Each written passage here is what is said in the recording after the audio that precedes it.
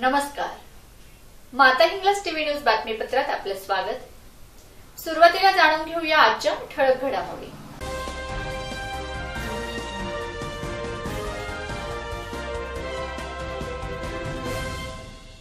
शेतकऱ्यांनी रब्बी पीक विमा योजनेचा लाभ घ्यावा, कृषी अधिकारी विवेक सोनवणे यांचे आवाहन.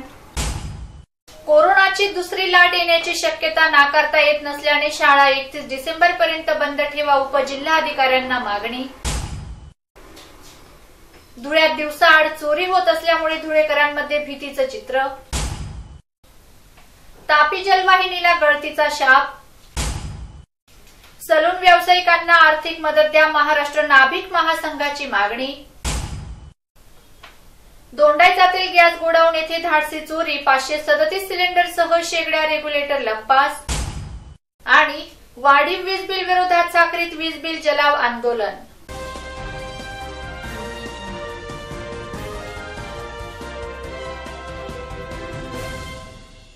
पाहूया बातमीपत्र विस्ताराने. जिल्ह्यात रब्बी हंगामासाठी प्रधानमंत्री पीक विमा योजना लागू करण्यात आली आहे. या योजनेत जास्तीत जास्त शेतकऱ्यांनी सहभाग नोंदवावा असे आवाहन जिल्हा अधीक्षक कृषी अधिकारी विवेक सोनवणे यांनी केले आहे. नैसर्गिक आपत्ती, कीड आणि रोग, स्थानिक नैसर्गिक आपत्तीमुळे होणाऱ्या नुकसानीस वैयक्तिक पातळीवर विमा संरक्षण देण्यात येणार आहे. पीक पेरणीपासून काढणीपर्यंतच्या कालावधीत पिकांच्या उत्पादनात येणारी घट, जसे की नैसर्गिक आग, वीज कोसळणे, गारपीट, चक्रीवादळ, पूर, भूस्खलन, दुष्काळ, पावसातील खंड, कीड व रोग पीक संरक्षण देय आहे. या योजनेत सहभागी झालेल्या शेतकऱ्यांनी घटना घडल्यापासून 72 तासांच्या आत याबाबतची सूचना विमा कंपनी, संबंधित बँक, कृषी महसूल विभाग किंवा टोल फ्री क्रमांकाद्वारे द्यावी. सर्वप्रथम टोल फ्री क्रमांकाचा वापर करावा. धुळे जिल्ह्यात रब्बी हंगामामध्ये ही योजना HDFC ERGO insurance company limited Mumbai या कंपनीची निवड झालेली आहे. त्याचा टोल फ्री क्रमांक 1800-266-0700 असा आहे. तसेच शेतकऱ्यांमध्ये जनजागृती व्हावी यासाठी 2 फिरत्या वाहनांचीही उपलब्धता करून दिली आहे व त्यांचे आज उद्घाटनही करण्यात आले. पीक विमा योजनेअंतर्गत रब्बी हंगाम 2020 जिल्ह्यामध्ये रब्बी हंगामातील पिकांसाठी पीक विमा संरक्षित करण्यासाठी आपल्या जिल्ह्याकरिता एचडीएफसी अर्गो ही कंपनी निश्चित केलेली आहे. आपल्या जिल्ह्यामध्ये मेजर, गहू, हरभरा आणि जिरायती, ज्वारी या पिकांचा समावेश होतो. यावर्षी आपण जवळपास 1,22,000 हेक्टर क्षेत्रावर नियोजन केलेलं आहे आणि पिकांचं संरक्षण होण्यासाठी आपण एचडीएफसी अर्गो या प्रचार रथाचं या ठिकाणी माननीय जिल्हाधिकारी महोदय यांच्या हस्ते हिरवी झेंडे देऊन आपण सुरुवात केलेली आहे. रब्बी ज्वारीसाठी 30 नोव्हेंबर अंतिम मुदत आहे. गहू आणि हरभऱ्यासाठी 15 डिसेंबरपर्यंत मुदत आहे. म्हणजेच थोडक्यात आपण आपल्याला गहू, हरभरा या पिकांचे लाभार्थी आणि शेतकऱ्यांचे समावेश वाढवून घेण्यासाठी आपल्याला संधी आहे आणि प्रयत्न असा आहे की जास्तीत जास्त शेतकऱ्यांचं रब्बी पिकासाठी संरक्षण मिळावं, जेणेकरून काही अवकाळी पाऊस किंवा उत्पन्नामध्ये घट झाल्यास त्यांना विमा संरक्षण लागू होईल. या दृष्टिकोनातून आज या ठिकाणी प्रचार प्रसिद्धी रथाचं विमोचन करण्यात आलेलं आहे. आणि मला खात्री आहे की या प्रचार प्रसिद्धीच्या माध्यमातून जिल्ह्यामधील मागच्या वर्षी जे काही शेतकऱ्यांनी सहभाग नोंदवला त्यापेक्षा जास्त शेतकरी यामध्ये सहभागी होतील याची मला खात्री आहे. धन्यवाद. धुळे जिल्ह्यातील व शहरी कार्यक्षेत्रातील कोरोना विषाणूचा प्रादुर्भाव नियंत्रणात जरी असला तरी अन्य राज्यांमध्ये व देशांमध्ये कोरोना विषाणूच्या दुसऱ्या लाटेची शक्यता नाकारता येत नाही. त्यामुळे शासनाने धुळे जिल्ह्यातील सर्व माध्यमांच्या व सर्व व्यवस्थापनाच्या शाळा दिनांक 31/12/2020 पर्यंत बंद ठेवाव्यात अशी मागणी आज महाराष्ट्र राज्य शिक्षक परिषद धुळेतर्फे उपजिल्हाधिकारी शुभांगी पाटील यांना निवेदन देऊन करण्यात आले. कोरोनाच्या संक्रमणाचा विचार करता आज बहुतांश पालक कोरोनाच्या भीतीमुळे आपल्या पाल्यांना शाळेत पाठविण्यास मानसिकदृष्ट्या तयार नाहीत. किंबहुना पालक वर्गातून तीव्र स्वरूपाचा विरोध केला जात आहे. त्यात शाळा सुरू करण्यासंदर्भात मुंबई क्षेत्रासाठी, औरंगाबाद शहरासाठी एक निर्णय आणि उर्वरित महाराष्ट्रासाठी वेगळा निर्णय असा भेदभाव का म्हणून संपूर्ण राज्यासाठी एकच समान निर्णय घेण्यात यावा अशीही मागणी यावेळी करण्यात आली। निवेदन देतेवेळी उपाध्यक्ष अशोक गिरी, उपाध्यक्ष जितेंद्र कांगणे, सुनील मोरे, विनोद जैन, रवींद्र टाकणे, डीडी गिरासे, मनोहर चौधरी, प्रकाश पाटील आदी उपस्थित होते।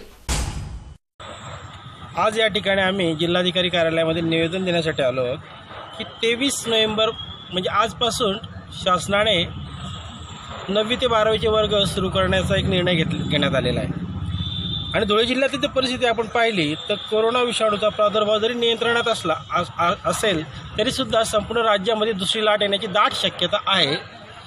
त्या अनुषंगाने अजूनही पालकांच्या मनातून कोरोनाबद्दलचं भीतीचं सावट दूर झालेलं नाही। कोणतेही पालक अजूनही आपल्या पाल्याला शाळेत पाठवण्यास तयार नाहीत। दुसरी महत्त्वाची गोष्ट म्हणजे मुंबई क्षेत्रासाठी, औरंगाबाद क्षेत्रासाठी निर्णय वेगळा आणि बाकी राज्यांसाठी हा निर्णय का, हा भेदभाव का? कारण 10वी आणि 12वीचा अभ्यासक्रम हा संपूर्ण राज्यासाठी एकच असतो आणि एकाच राज्यामध्ये असे वेगवेगळे 2 निर्णय का घेण्यात आले? नंबर 3 की कोरोना संक्रमण रोखण्यासाठी शाळेचं निर्जंतुकीकरणाची जी जबाबदारी आहे ती स्थानिक प्रशासनावर, जिल्हा प्रशासनावर सोपवण्यात आलेली आहे, परंतु ते कामसुद्धा अजून पूर्णतः झालेलं नाही। शासनातर्फे घेण्यात आलेल्या RT-PCR चाचण्या या फक्त शिक्षकांच्या झालेल्या आहेत, विद्यार्थ्यांच्या झालेल्या नाहीत। का म्हणून विद्यार्थी पॉझिटिव्ह असू शकत नाही आणि म्हणून या सगळ्या गोष्टींचा आपण विचार केला तर विद्यार्थी, शिक्षकेतर कर्मचारी यांच्या जीवितास धोका निर्माण होऊ शकतो। तरी शासनाने हा जो निर्णय घेतलेला आहे हा निर्णय रद्द करावा असे निवेदन आम्ही या ठिकाणी आज देत आहोत। धुळ्यात चोरी ही नित्याची बाब झाल्याने नागरिकांना घराबाहेर जाणे मुश्किल झाले आहे।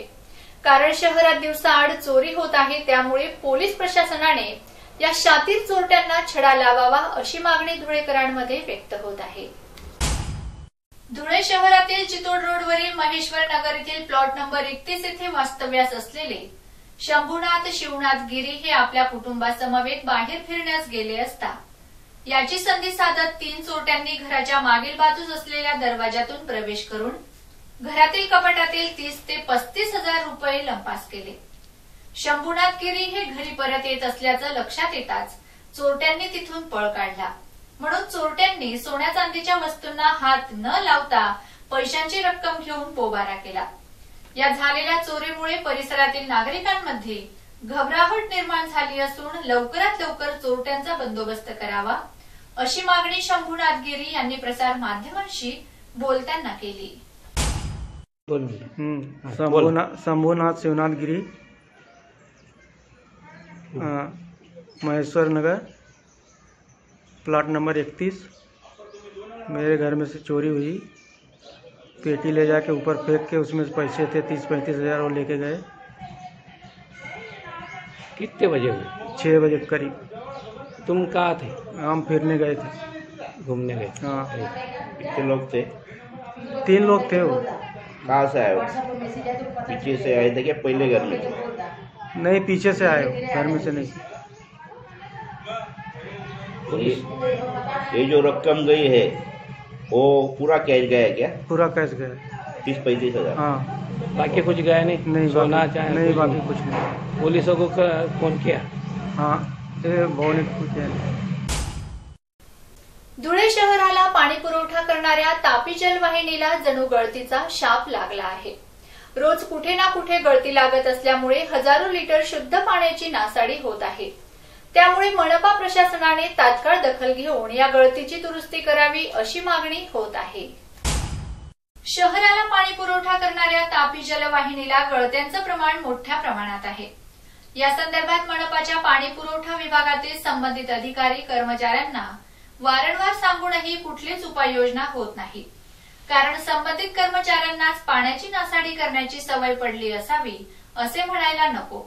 सध्या तर सोनगीर बाबळे शुद्धीकरण केंद्रासमोरील तापी जलवाहिनीला मोठ्या प्रमाणात गळती लागून हजारो लिटर पाण्याची नासाडी होत आहे, तरी याकडे लक्ष दिले जात नाही। यामुळे या नासाडीची दुरुस्तीसाठी परिसरातील नागरिक आता मनपाकडे नसून माता हिंगलाज वृत्तवाहिनीकडे तक्रार करतात। व वृत्तवाहिनीच्या बातमीपत्रातून संबंधित प्रशासनास जागं केलं जातं व दखल घेऊन जलवाहिनीच्या गळत्यांची दुरुस्ती केली जाते. मात्र या दुरुस्तीला आठवडा उलटत नाही तेवढ्यात पुन्हा जलवाहिनीला गळती लागली. यामुळे धुळे शहराला पाणी पुरवठा कमी होतो आणि पुन्हा पाण्याचा प्रश्न पेटतो.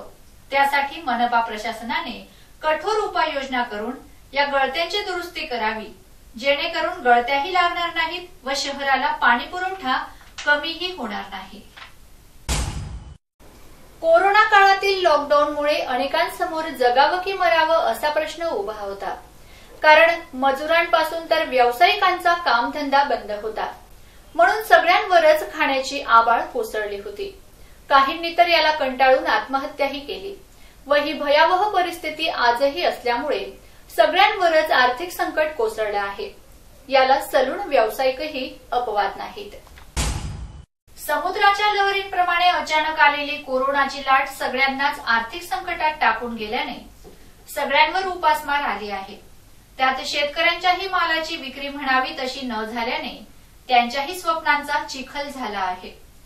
त्यात मजुरांच्याही हाताला काम नसल्याने त्यांचीही खाण्याची आबाळ झाली आहे. सलून व्यावसायिकांच्या व्यवसायावरही पाणी फिरल्याने त्यांच्यावरही आर्थिक संकट कोसळून त्यांच्यावर उपासमार आली आहे. काही सलून व्यावसायिकांचा तर कोरोनामुळे मृत्यू झाल्याने त्यांच्या कुटुंबावर आर्थिक संकटाची तलवार कोसळली आहे.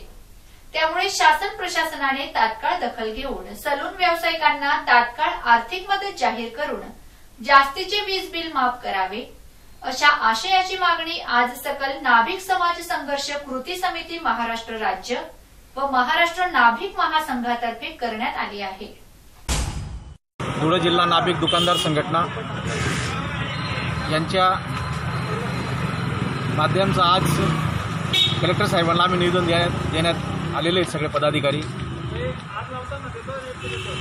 निवेदन याच्यासाठी की गेल्या अनेक महिन्यापासून लॉकडाऊन चालू ह्या भारतामध्ये त्याच्यात सगळ्यात जास्त पिळवणूक झालेली आहे खरबायला गेलं तर नाभिक समाजाची. तर गेल्या 6 महिन्यापासून ज्या आमच्या मागण्या आहेत की आम्हाला लाईट बिल माफ करण्यात यावा व आमचे काही बांधव आहेत या महाराष्ट्रामध्ये त्या 15 बांधवांनी आत्महत्या केलेली आहे. तर त्या बांधवांसाठी आर्थिक नुकसान काहीच देण्यात आलेली नाही खरबायला गेलं भरपाई. तर आमची या गव्हर्नमेंटला एक विनंती आहे की आमच्या बांधव जे मुक्ती झालेले आहेत, आत्महत्या केलेली खरोखर की काही साधनच नाही होतं दुसऱ्या काही गोष्टीचं, तर त्यांनी आत्महत्या केलेली 15 बांधवांनी या महाराष्ट्रामध्ये. तर त्यांना बऱ्यापैकी काहीतरी मिळायला पाहिजे गव्हर्नमेंटकडनं, पण 1 रुपयाची आत्तापर्यंत भरपाई मिळालेली नाही आहे.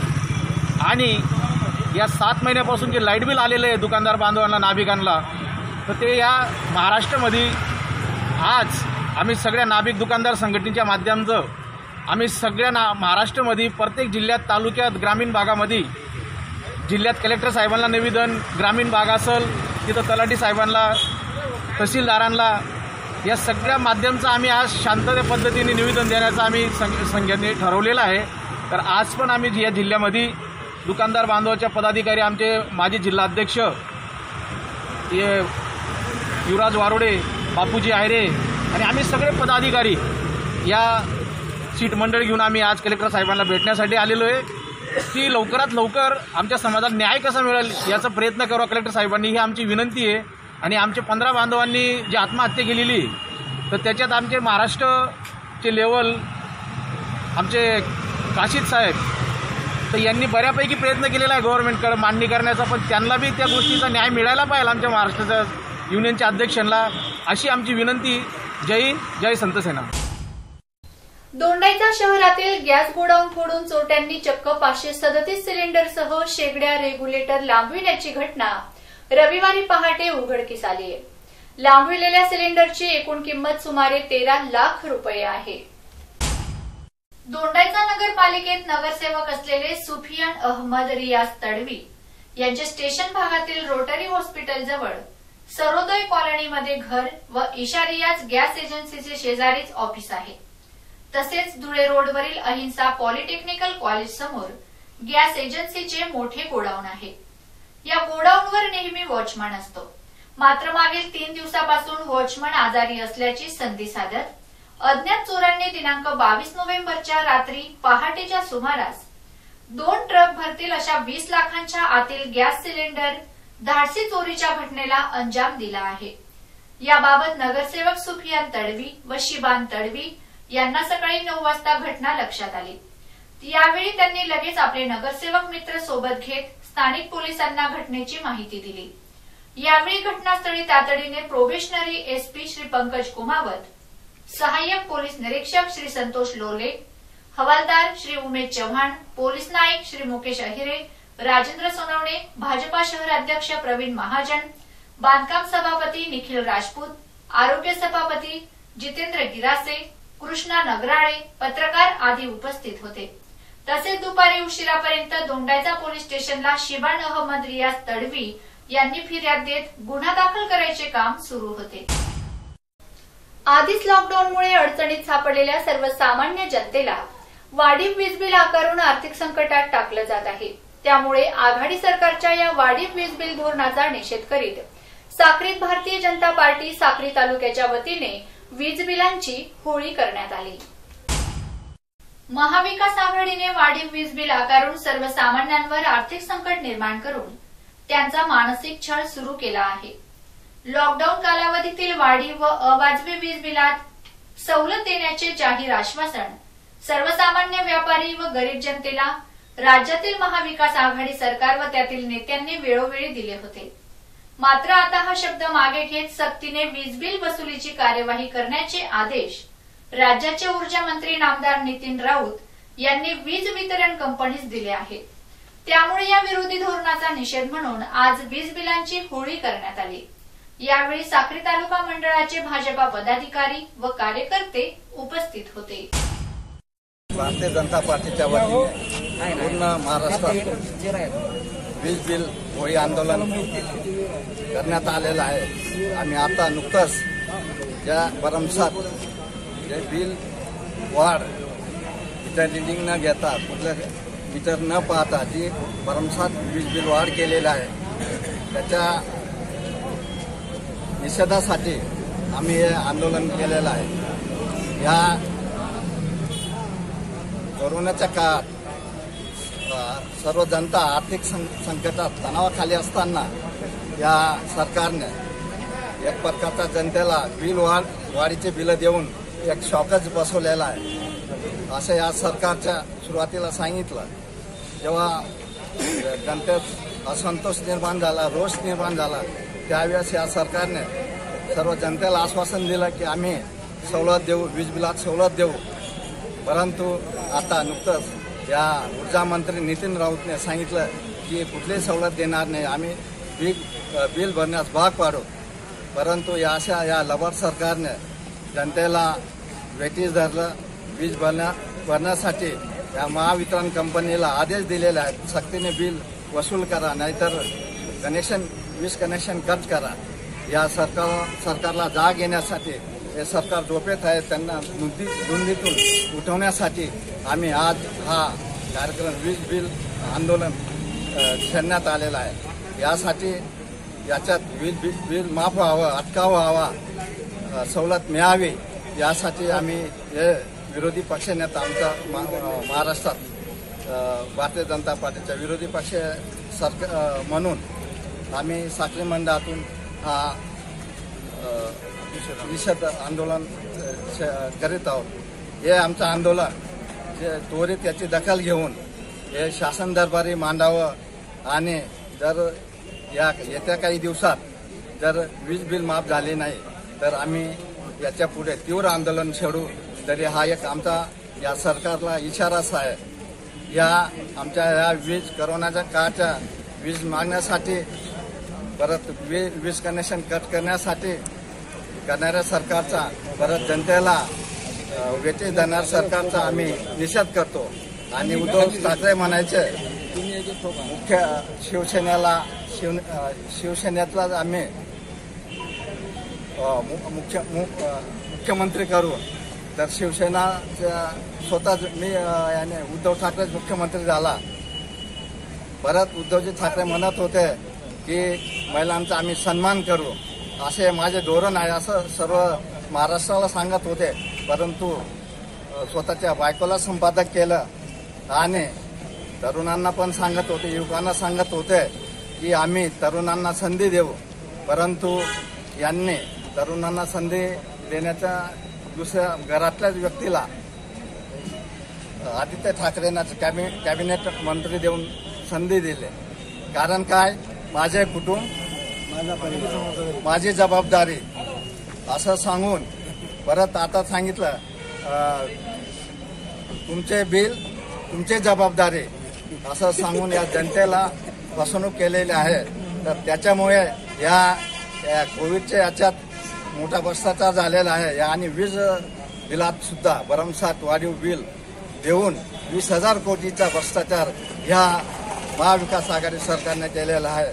त्याच्यामुळे यांना आता जाग येण्यासाठी शॉक दिला पाहिजे. तो व्होल्टेज 440चा व्होल्टेजचा शॉक दिला तर हे जागेवर येतील आणि जनता काय करते, जनता कुठं आहे यांना लक्षात येईल. म्हणून या अशा सरकारचं आम्ही आज या वीज बिल आंदोलन छेडून वीज बिल माफ झालीच पाहिजे. आधी त्यांनी सांगितलं होतं 0 ते 100 युनिटपर्यंत आम्ही माफ करू आर्थिक आणि दुर्बल घटकांसाठी. त्यानंतर सांगितलं 0 ते 300 युनिटपर्यंत आम्ही वीज बिल माफ करू.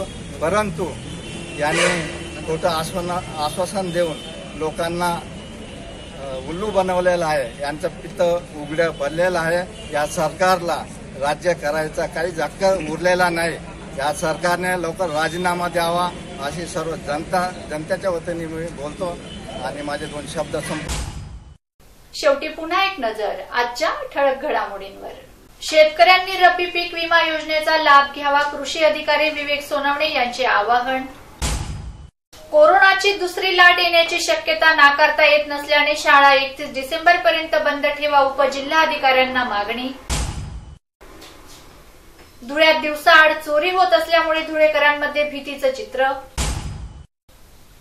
तापी जलवाहिनीला गळतीचा शाप. सलून व्यावसायिकांना आर्थिक मदत द्या, महाराष्ट्र नाभिक महासंघाची मागणी. दोंडाईचातील गॅस गोडाऊन येथे धाडसी चोरी, 537 सिलेंडरसह शेगड्या रेग्युलेटर लंपास. आणि वाढीव वीज बिल विरोधात साक्रीत वीज बिल जलाव आंदोलन.